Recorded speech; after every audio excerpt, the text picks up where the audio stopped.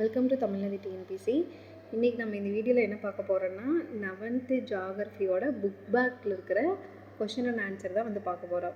இப்போல்லாம் மேக்ஸிமம் டிஎன்பிசியில் ஒரு சில டைம் என்ன பண்ணிடுறாங்க அப்படின்னா புக் பேக்கில் இருக்கிற கொஷின் அண்ட் ஆன்சர் அப்படியே ஆப்ஷன் மாறாமல் கொடுத்துட்றாங்க. அது 11th 12th அப்படிங்கிறது ரொம்ப இம்பார்ட்டன்ட். அதனால் இப்போ நம்ம ஃபஸ்ட்டு எதை பார்க்க போகிறோம் அப்படின்னா 11th ஜியாகிரஃபியில் இருக்கிற புக் பேக்கு. ஃபஸ்ட் லெசன் என்ன அப்படின்னா புவியியலின் அடிப்படைகள். சரி பார்க்கலாம். புவியியல் என்ற சொல் எந்த மொழியிலிருந்து பெறப்பட்டது அப்படின்னா கிரேக்கம்.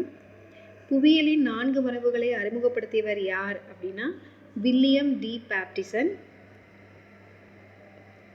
கீழ்கண்டவற்றுள் எது புவியியலின் கருப்பொருள் அல்ல அப்படின்னா ஆப்ஷன் இ தொழில்நுட்பம். புவியியலை கற்பதற்கான முறையான அணுகுமுறையை வெளிப்படுத்தியவர் யார்னா ஆ கார்ல் ரிட்டர். மானுடவியல் மனிதனின் டேஸ் பற்றி விளக்குகிறதுனா இடப்பெயர்ச்சி. எது தவறான இணை அப்படின்னா கலாச்சார புவியியல் அப்படிங்கிறது தவறான இணை. கலாச்சார புவியியல் ஆயுட்காலம் அப்படிங்கிறது தவறான இணை. மற்ற எல்லாமே கரெக்டு. பொருளாதார புவியியல் தொழிற்சாலைகள், அரசியல் புவியியல் மாநிலங்களின் எல்லைகள், மக்கட்தொகை புவியியல் சார்பு விகிதம் அப்படிங்கிறது எல்லாமே கரெக்டு. ஆயுள் காலம் எதுக்கு வரும்னா மக்கட்தொகை புவியியல்லையே தான் வரும். கலாச்சார புவியியல் எது அப்படின்னா பாரம்பரியம், உணவு பழக்க வழக்கம் இதெல்லாம் தான் கலாச்சார புவியியலில் வரும். அடுத்து வானிலியல் என்பது டேஸ் பற்றிய படிப்பாகும்னா வளிமண்டலம் பற்றிய படிப்பாகும். வானியல் என்பது டேஸ் பற்றி விளக்கும் ஒரு அறிவியல் அப்படின்னா வான்பொருட்கள் பற்றி விளக்கும் ஒரு அறிவியல் அப்படின்னு சொல்கிறாங்க. இந்தியாவின் உலகளாவிய ஊடுருவும் செயற்கைக்கோள் எது அப்படின்னா IRNSS. இதுதான் இந்தியாவின் உலகளாவிய ஊடுருவும் செயற்கைக்கோள். அடுத்து ஜிபிஎஸ் எதுக்கு அப்படின்னு பார்த்தீங்கன்னா அமெரிக்காவோடது, குளோனஸ் ஐரோப்பாவோடது, பெய்டு சைனா. நம்மளோடது தான் IRNSS. கீழ்கண்டவற்றுள் எந்த நாடு இராணுவத்தில் உலகளாவிய அமைவிடம் கண்டறியும் தொகுதியை முதலில் பயன்படுத்தியதுன்னா அமெரிக்க ஐக்கிய நாடுகள். GNSS அப்படிங்கிறது தான் ஃபஸ்ட் வந்தது. அதுதான் அதை விட்டதை யார் அப்படின்னா ஃபஸ்ட்டு இது பண்ணவங்க யாருன்னா அமெரிக்க ஐக்கிய நாடுகள். சரி, அடுத்து செகண்ட் லெசன் பார்க்கலாம். செகண்ட் லெசன் சூரிய குடும்பமும் பூமியும். இது ரொம்ப ரொம்ப இம்பார்ட்டன்ட் லெசன். இதை லெசனையே ஒரு ரீட் விட்டாலும் நல்லது தான். சரி, ஃபஸ்ட் கொஸ்டின் பார்க்கலாம். பெருவெடிப்பு கோட்பாட்டை முதலில் வெளியிட்டவர் யாருன்னா அப்போ ஜியார்ஜஸ் லெமைட்டர். சூரிய குடும்பத்தில் காலை மற்றும் மாலை நட்சத்திரம் என்று அழைக்கப்படுவது எதுனா வெள்ளி. சூரிய குடும்பத்தில் 30 வளையங்களுடன் காணப்படும் கோள் எதுனா சனி. புவி தன்னைத்தானே ஒரு முறை சுற்றி வர எடுத்துக்கொள்ளும் நேரம் 23 மணி நேரம் 56 நிமிடங்கள் 4 வினாடிகள். நம்ம ஒரு சில டைம் எப்படி போட்டுருவோம்னா 24 மணி நேரம் அப்படின்னு போட்டுருவோம் யோசிக்காமல். ஆனால் ஆப்ஷன் ஆ தான் கரெக்டு. 23 மணி நேரம் 56 நிமிடங்கள் 4 வினாடிகள். காற்று அதிகமாக உள்ள கோள் எதுனா நெப்டியூன். சூரியன் புவிக்கு மிக அருகில் காணப்படும் நாள் எதுனா ஜனவரி 3. இதே சூரியன் புவிக்கு மிக தொலைவில் காணப்படும் நாள் எதுனா ஜூலை 4. அதனால் கன்ஃபியூஸ் ஆகிக்காதீங்க. 80 டிகிரி வடக்கில் கோடை நீண்ட பகல் இரவு நாளன்று பகல் நேரத்தின் கால அளவு என்ன அப்படின்னா 24 மணி நேரம் 4 மாதங்கள். அடுத்தது சூரியன் பூமத்த ரேகையில் தலைக்கு மேல் இருப்பது போன்ற இயங்கு தோற்றம் ஆண்டிற்கு இருமுறை வருவது எப்போ அப்படின்னா மார்ச் 21 மற்றும் செப்டம்பர் 23. ஜூன் 21 சூரிய ஒளிக்கதிர் செங்குத்தாக விழுவது எங்கே விழுது அப்படின்னா கடக ரேகையில் விழுது. பிரதான தீர்க்க ரேகை காலமண்டலத்தின் மையப்பகுதி இவைகளுக்கிடையில் காணப்படும். இது ஆல்ரெடி குரூப் 4 டிஎன்பிசியில் கேட்டாங்க. 7.5 டிகிரி மேற்கு மற்றும் 7.5 டிகிரி கிழக்கு. சரி, அடுத்த லெசன் போகலாம். நெக்ஸ்ட் லெசன் என்னன்னு பார்த்தீங்கன்னா தேர்ட் லெசன் பாறைக்கோளம் உள் இயக்க செயல்முறைகள். சரி, பாறைக்கோளம் என்ற சொல்லை அறிமுகப்படுத்தியவர் யாருன்னா ஜோசப் ஃபெரல். புவி மேலோட்டின் மேல் பகுதிக்கும் கீழ்ப்பகுதிக்கும் இடைப்பட்ட எல்லை என்னன்னு சொல்கிறோம்னா கோன்ட்ராண்ட் எல்லை அப்படின்னு சொல்கிறோம். கண்ட நகர்வு கொள்கையை வெளியிட்டவர் யார் அப்படின்னா வெக்னர். வேறுபட்டதை கண்டறி. யுரேசியன் புவித்தட்டு, வட அமெரிக்க புவித்தட்டு, பசிபிக் புவித்தட்டு, ஆப்பிரிக்க புவித்தட்டு. இதில் வேறுபட்டது எது அப்படின்னா பசிபிக் புவித்தட்டு. ஏன் அப்படின்னா மற்றது எல்லாமே கண்டத்தட்டு, இது கடல் தட்டு.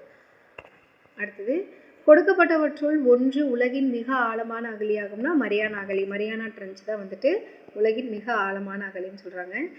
இவ்வகை மடிப்பில் ஒரு மடிப்புகளால் மற்றொன்றை விட செங்குத்தாக இருக்கிறது அப்படிங்கிறது எது அப்படின்னா சமச்சீரற்ற மடிப்பு. உலகின் மிக நீளமான பிளவு பள்ளத்தாக்கு, இதுவும் ப்ரீவியஸ் இயர் கொஷின் தான், ஆப்பிரிக்கா பள்ளத்தாக்கு. சரிங்க, ரிஃப்ட் வேலி. அடுத்தது கீழ்கண்டவற்றுள் ஒன்று புவி மேற்பரப்பில் ஏற்படும் நிலநடுக்கத்தில் 68% கொண்டுள்ளது எது அப்படின்னா பசிபிக் வளைய பகுதி, பசிபிக் ரிங் ஆஃப் ஃபயர் அப்படின்னு சொல்லுவாங்க. இதுதான் வந்து புவிப்பரப்பில் வந்து 68% நிலநடுக்கம் ஏற்படுற சாத்தியக்கூறு கொண்டிருக்குது. அடுத்து கொடுக்கப்பட்டவைகளில் உலகின் மிக உயரமான செயல்படும் எரிமலை எது அப்படின்னா கொட்டபாக்சி எரிமலை. இது ஒரு பாக்ஸ் கொஷின். புவியின் உள்பகுதியில் காணப்படும் தகடு போன்ற திடமாக்கப்பட்ட கிடைமட்ட லாவா என்பது சில். ஆப்ஷன் இ சில். சரி, அடுத்து ஃபோர்த் லெசன் வந்து பாறைக்கோளம் வெளியியக்க செயல்முறைகள். பின்வருவற்றுள் எது வேதியியல் சிதைவு அப்படின்னா கார்பனேற்றம். கிரானைட் பாறையில் உள்ள பெல்ஸ்பர் களிமண்ணாக மாறுதல் டேஸ் ஆகும்னா நீரார் பகுப்பு.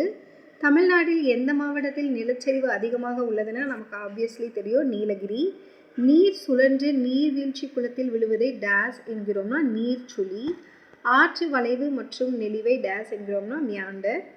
வளைந்த வடிவ குவிந்த எல்லைகளை கொண்ட கடலை நோக்கி காணப்படும் டெல்டா வில் வடிவ டெல்டா. கொள்ளிடம் எந்த ஆற்றின் கிளையாறுனா காவிரி ஆற்றின் கிளையாறு. மலைத்தொடர் பனியாறுகளால் அரிக்கப்பட்டு ஏற்படும், இது ப்ரீவியஸ் இயர் கொஷின்.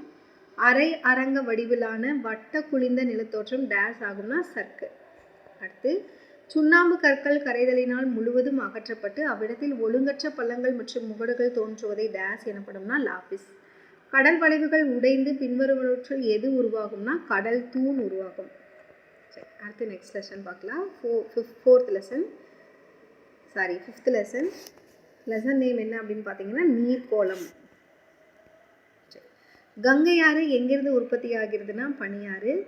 நீரை தன்னுள் ஊடுருவி தேக்கி வைத்து வெளியேற்றும் திறன் கொண்ட பாறை பகுதியை டேஸ் என அழைக்கிறோம்னா நீர்க்கொள் படுகை அப்படின்னு சொல்கிறோம். பனியாறிலிருந்தோ பனித்திட்டிலிருந்தோ உடைந்து விழுந்து கடலில் மிதக்கும் பனியை டேஸ் என்கிறோம்னா பனி மிதவை அப்படின்னு சொல்கிறோம். இளைய பெருங்கடல் எனப்படும் பெருங்கடல் வந்து எது அப்படின்னா தென்பெருங்கடலை தான் நம்ம இளைய பெருங்கடல் அப்படின்னு சொல்கிறோம். மத்திய பெருங்கடல் குன்றுகள் டேஸ் தட்டு எல்லையில் அமைந்துள்ளதுன்னா விலகும் தட்டு எல்லையில் வந்து அமைஞ்சிருக்கு, விலகும் எல்லை தட்டு. ஓகேங்களா. அடுத்து புவி இடை கோட்டுக்கு அருகில் காணப்படும் கடல் மேற்பரப்பு வெப்பநிலையை விட அதன் டேஸ் பகுதியில் தான் வெப்பநிலை மிகவும் அதிகமாக காணப்படுகிறது அப்படின்னா வடக்கில் தான் வந்து வெப்பநிலை அதிகமாக காணப்படுது அப்படின்னு சொல்கிறாங்க. கல்ஃப் நீரோட்டமும் லாப்ரடார் நீரோட்டமும் சந்திக்கும் இடத்தில் டேஸ் மீன்பிடித்தளம் அமைந்திருக்குன்னா கிராண்ட் திட்டு மீன்பிடித்தளம் அமைஞ்சிருக்குது. Next question. ஓதங்கள் உருவாவதற்கான காரணம் சூரியனும் சந்திரனுக்கும் இடையேயான ஈர்ப்பு விசை. டேஸ் ஒரு வெப்ப நீரோட்டமாகும் அப்படின்னா கல்ஃப் நீரோட்டம். மற்றதெல்லாம் வந்து குளிர் நீரோட்டம், லாப்ரடார் நீரோட்டம், ஒரேஷியா நீரோட்டம், துருவ சுற்று காற்றியக்க நீரோட்டம் எல்லாம் வந்து குளிர் நீரோட்டம். கல்ஃப் நீரோட்டம் தான் வந்து வெப்ப நீரோட்டம். அடுத்து அனைத்து பக்கங்களிலும் நீரால் சூழப்பட்ட ஒரே கடல் எது அப்படின்னா சர்கோசா கடல். சரிங்களா. அடுத்து நெக்ஸ்ட் லெசன் போகலாம். 6th லெசன் வளிமண்டலம். பின்வரும் வளிமண்டல அடுக்குகளில் வானிலை அடுக்கு என அறியப்படுவது எது அப்படின்னா அடி அடுக்கு. ஜெட் விமானங்கள் பறக்க ஏதுவான அடுக்கு எது அப்படின்னா படை அடுக்கு.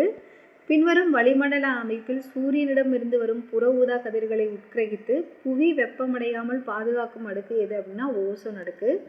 சமமான வளிமண்டல வெப்பநிலையை கொண்ட இடங்களை இணைக்கும் கற்பனை கோடு வந்து நம்ம என்ன சொல்கிறோம் அப்படின்னா சம வெப்ப கோடு அப்படின்னு சொல்கிறோம். காற்றின் வேகத்தை அளவிட பயன்படும் கருவி காற்றுமானி. உயரம் அதிகரிக்கும் போது வளிமண்டல அழுத்தமானது என்னாகும்னா குறையும். பின்வரும் காற்றுகளில் இரண்டாம் நிலை காற்று எது அப்படின்னு கேட்டோம்னா பருவக்காற்று தான் இரண்டாம் நிலை காற்று. அல்பிடோ என்பதன் பொருள் வந்து மேற்பரப்பால் பிரதிபலிக்கப்படும் சூரிய கதிர்வீச்சலின் அளவு அப்படின்னு சொல்கிறாங்க. காற்றில் உள்ள சார்பு ஈரப்பதத்தை அளவிட பயன்படும் கருவியின் பெயர் எது அப்படின்னா வந்து ஈரப்பதமானி. வெப்பச்சலன மழை பெரும்பாலும் எந்த பகுதியில் ஏற்படுது அப்படின்னா நிலநடுக்கோட்டு பகுதியில் தான் வந்து ஏற்படுது. Okay, next lesson 7th lesson உயிர்கோளம். சுற்றுச்சூழல் என்ற வார்த்தையை முதலில் உபயோகித்தவர் யார் அப்படின்னா ஏஜி டன்ஸ்லே.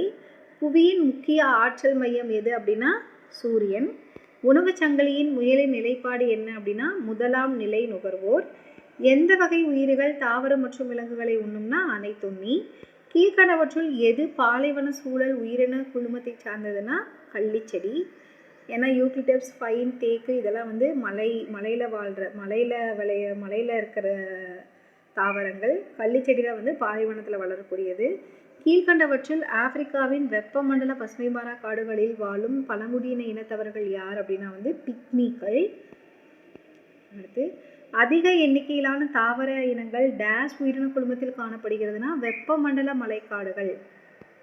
அடுத்து இது வந்து ப்ரீவியஸ் இயர் கொஸ்டின் தான். ஆப்பிரிக்க வெப்பமண்டல புல்வெளி பிரதேசங்களின் வேறு பெயர் என்னன்னா சவானா. ஊசிலை காடுகள் டேஷ் அட்சரேகை வரை காணப்படுகிறதுனா 50 டிகிரி முதல் 70 டிகிரி வடக்கில் காணப்படுது. கீழ்கண்டவற்றுள் எது நீலகிரி உயிர்கோளத்திற்குள் வராது அப்படின்னா சரிஸ்கா புலிகள் காப்பகம். அப்போ மற்ற 3 வந்து ரொம்ப இம்பார்ட்டன்ஸ்.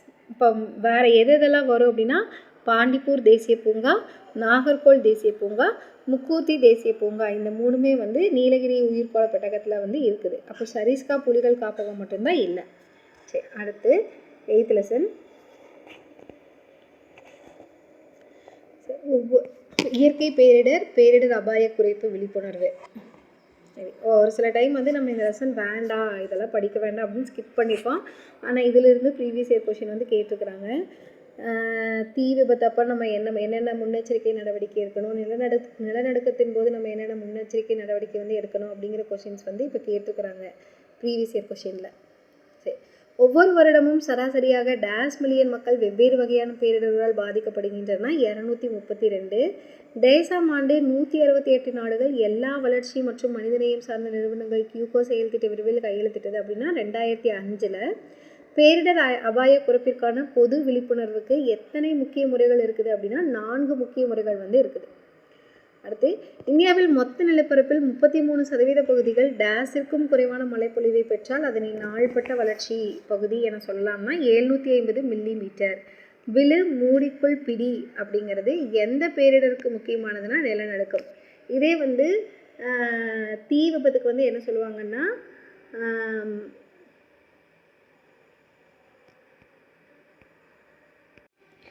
நெல் விழு உருள் அப்படின்னு சொல்லுவோம். அடுத்து மின்னலின் போது அதனோட வெப்பம் வந்து என்ன அப்படின்னா 982.2 டிகிரி சென்டிகிரேட். இடிக்கும் மின்னலுக்கும் இடையே உள்ள இடைவெளியானது டேஸுக்கும் குறைவாக இருந்தால் நீங்கள் ஆபத்தில் இருப்பதாக அர்த்தம்னா 30 நொடி. இந்தியாவின் டேஷ் சதவீத பகுதிகள் வெப்பமண்டல புயலின் தாக்குதலுக்கு உட்பட்டதுன்னா 10. பேரிடரின் போது கீழ்கண்டவற்றில் எது சரியானது என கருத்தில் கொள்ள வேண்டும்னா உயிர் மிகவும் மதிப்புடையது அப்படின்னு சொல்லணும். பொருள் இல்லை, அதே மாதிரி உயிர் மற்றும் பொருள் சம மதிப்பு இல்லை, உயிர் பொருளை விட குறைவும் இல்லை, உயிர் தான் வந்து மிகவும் மதிப்புடையது. அவ்வளோதான். மொத்தம் 8 லெசன். நம்ம 8 லெசனுக்கான புக் பேக் பார்த்துருக்குறோம். நெக்ஸ்ட் வீடியோவில் 12th ஜாகிரஃபியில் இருக்கிற book back answers and questions பார்க்கலாம். தேங்க்யூ.